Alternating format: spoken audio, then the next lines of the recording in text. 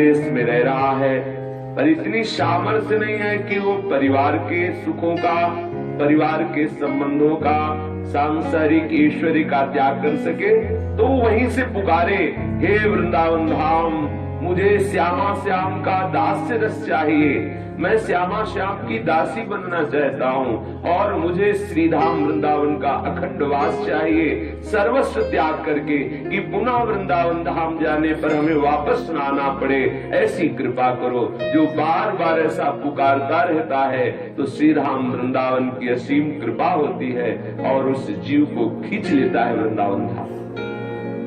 हाँ, ये जरूर है कि उसके खींचने का तरीका तुम्हारी सोच से अलग हो सकता है, तुम्हारी जो सोच है उससे अलग हो सकता है, क्योंकि वृंदावन धाम कैसे खींचेगा वो तुम्हारी सोच नहीं है।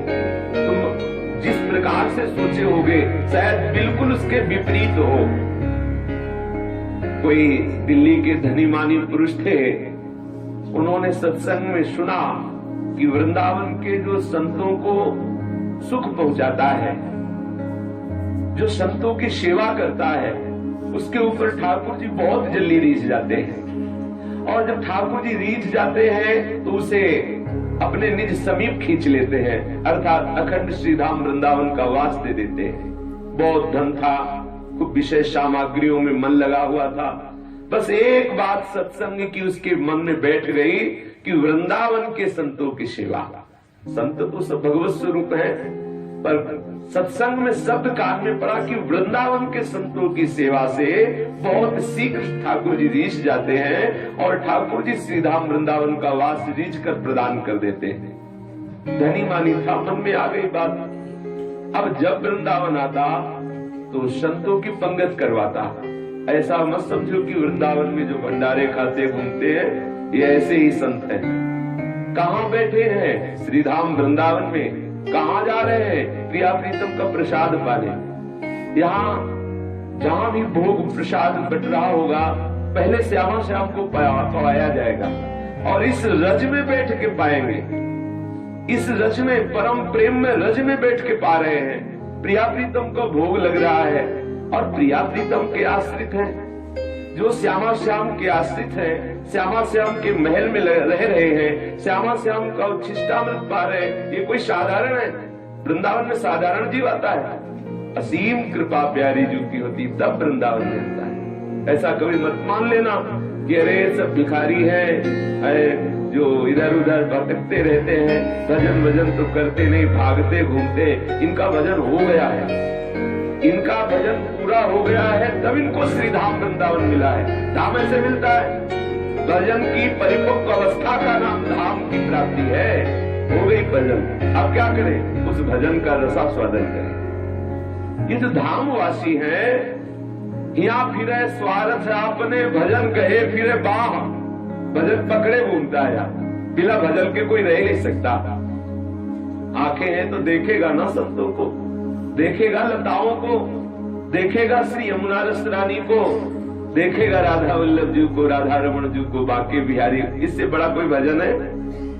अरे 24 घंटे में एक बार सरकार के सामने जाके दंडवत कर लिया, आंख में आंख मिला रही, हो गया है तो बहुत उदार शिरोमणि है, अति उदार करुणा वरुणालय प्रभु है, साक्षात प्रभु विराजमान है। अगर श्रवण है तो आप जपो न जपो, चारों तरफ राधा नाम की गूंज हो रही वृंदावन में। यहाँ का एक एक कण, यहाँ का एक एक पत्ता सब प्रियाजू के यश से परिपूर्ण है। अगर शरीर में त्वचा है तो वायु स्पर्श करेगी। जो श्रीधाम वृंदावन की नित्य इस महिमा का श्रवण करते हैं, पीछे सुना होगा कि केवल वृंदावन की वायु का स्पर्श होने मात्र से समस्त पाप नष्ट हो जाते हैं। बोलो क्या भजन करेगा?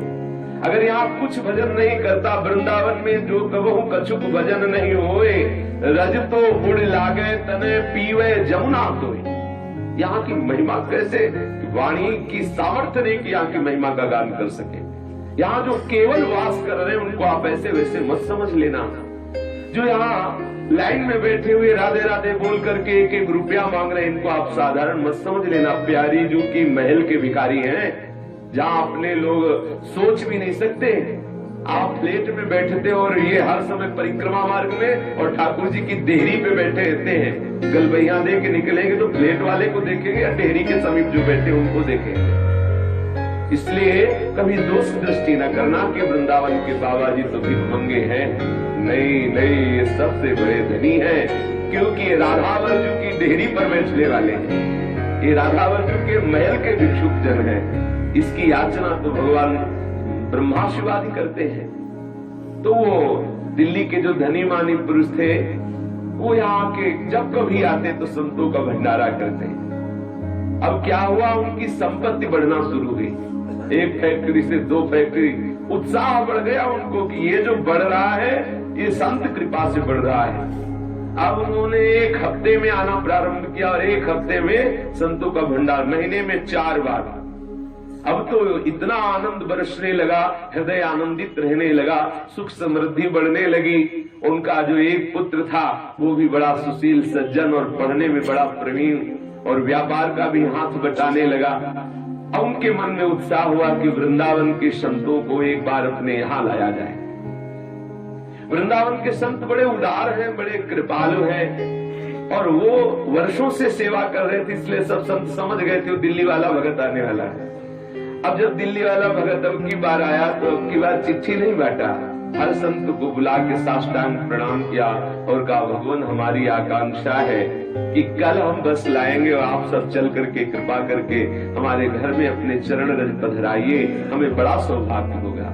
उदार शिरोमणि श्री स्वामिनी जी के महल में वास करने वाले ये उदार भगवत प्रेमी महात्मा जन राजी हो गए। अब बहुत आनंदित हुआ। हम आपको वृंदावन की खींचने की बात बता रहे हैं। अब तो एक बस लाया तो बस में सब संत जन आने लगे। उनमें एक संत ऐसे बैठे जो कभी कहीं नहीं जाते थे भंडारे में, किसी के भंडारे नहीं जाते थे, वृंदावन की सीमा के बाहर नहीं जाते थे। आश्चर्य हुआ सबको कि जो वृंदावन की सीमा के बाहर नहीं जाते थे वो कैसे बैठे। वो सोचा कि शायद भाव दशा में उनको पता न हो। पूछा संतों ने कि बाबा ये बस जा रही है, कहाँ तुम्हें पता है? बोले हाँ दिल्ली। बोले तुम तो कभी नहीं जाते किसी भंडारे में, कभी वृंदावन के बाहर नहीं जाते। वो चुप हो गए, कोई उत्तर नहीं दिया। सब संतों ने वो धनी मानी सेठ से कहा तुम्हारे सब संत सेवा सफल हो गए। ऐसे विरक्त अकिंचन संत वृंदावन निष्ठा वाले पता नहीं कौन सी लीला होने वाली है, तुम्हारे साथ क्यों जाने को तैयार हो गए। वो कार से भागा और जाके विशाल उत्सव का स्वरूप रखा। खूब फूल मालाएं मंगाई, संतों के लिए सुंदर गद्दी, सुंदर सुंदर पुष्प डाल करके बिछाया। संत जन जब गए सबका चरणामृत लिया, बैठाला, पवाया। जब पा चुके सबको प्रणाम कर रहे थे तो उन संत ने कहा तुम्हें वृंदावन ने बुलाया है। बस बोले हम तुम्हें बुलाने आए, तुम्हें वृंदावन ने बुलाया है। सब संतों को लगा कि ये बावरे हो गए क्या, वृंदावन तो जाते ही आता ही है। पर संतों की भाषा समझना बड़ी विचित्र बात है। उस सेठ जी को कोई खास बात नहीं लगी कि हर हफ्ते वृंदावन जाते हैं, कह रहे वृंदावन ने बुलाया है। अब वो संत गाड़ी में बैठे, कोई भेंट दक्षिणा नहीं ली, चले आए। दूसरे दिन लड़के का एक्सीडेंट हुआ, मर गया। हमें वृंदावन का बुलावा बता रहे कि वो अपने ढंग से बुलाएगा। दूसरे दिन लड़के का एक्सीडेंट हुआ, मर गया, बड़ा हाहाकार। अब जिसका इतना धन वैभव और एक ही लड़का, वो भी सुशील सज्जन, व्यापार में हाथ बटाने वाला। जब उनका सब क्रियाक्रम 10-15 दिन में हो गया तो पति पत्नी रोते हुए विचार किए कि वे संपत्ति किसके लिए, जो था वो तो चला गया। बोले सब बेचो और जाके वृंदावन के ठाकुर के साथ स्वर्ण आभूषण का श्रृंगार करो, भोग लगाओ और वही वृंदावन वास करो। सब बेच बाच के अखंड वृंदावन करने के लिए, वास करने के लिए आ गए। जब वृंदावन खींचेगा तो अपने ढंग से खींचेगा। अगर आप अभी छोड़ के चले आओगे तो बढ़िया रहेगा, अगर वो खींचेगा तो अपने ढंग से खींचेगा, किसी काम कर नहीं लेने देगा, सिर्फ अपना बना लेगा। अब वो जो पुत्र पधारा तो आपको लगा कि एक्सीडेंट हुआ और वो अधोगति हुई, नहीं। सबसे पहले उस पुत्र को श्री राम वृंदावन ने दिव्य देह प्रदान करके श्री जी की सेवा में लगाया। संतों की सेवा ऐसी थोड़ी। फिर उन दोनों की मनोवृत्ति से सारे विषय का नाश करके एकांतिक वृंदावनवास की दोबारा दिल्ली का ध्यान भी ना आवे, दोबारा उधर ध्यान भी ना आवे। यहाँ श्रीपाद प्रबोधानंद जी कह रहे हैं कि जो सदैव वाणी से ऐसा पुकारता रहता है कि हम राधा माधव का दास्य रस प्राप्त करना चाहते हैं, जो महान रहस्यमय है, हे वृंदावन धाम, हम सर्व त्याग करके आप में वास करने की आशा रखते हैं। यदि जो अपनी वाणी से ऐसा पुकारता रहता है तो वृंदावन धाम अद्भुत कृपा करके उसका सर्व त्याग करा देता है, क्योंकि वो सर्व त्याग करने में असमर्थ है। तो वृंदावन सर्व त्याग करा सकता है। दो बातें हैं वृंदावन के त्याग में, जो वृंदावन त्याग करवाता है उसमें दो बातें होती है, या तो आपके हृदय में विवेक पैदा करके वैराग्य करा देगा, या